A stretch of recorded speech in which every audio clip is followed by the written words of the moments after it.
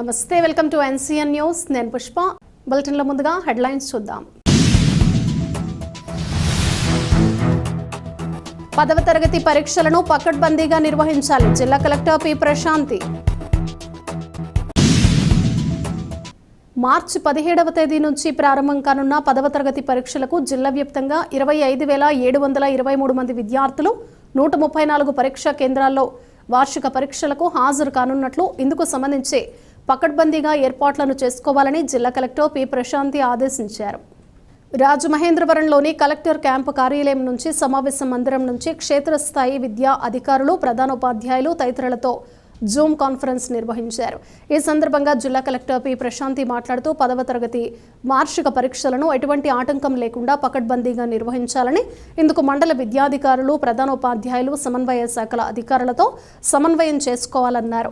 ఈ సమావేశంలో జిల్లా పాఠశాల విద్యాధికారి కె వాసుదేవరావు, ఎస్ సుభాషిణి, ఇతర అధికారులు, క్షేత్రస్థాయి విద్యాశాఖ అధికారులు, మండల నియోజకవర్గ ప్రత్యేక అధికారులు తదితరులు పాల్గొన్నారు.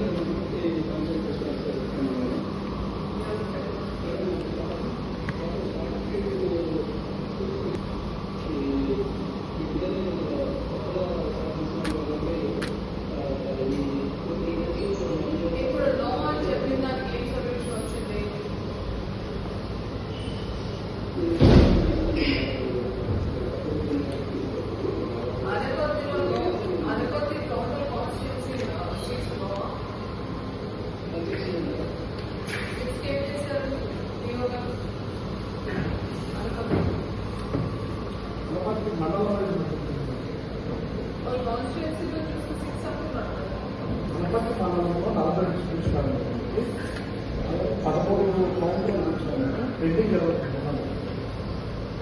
జరుగుతుంది.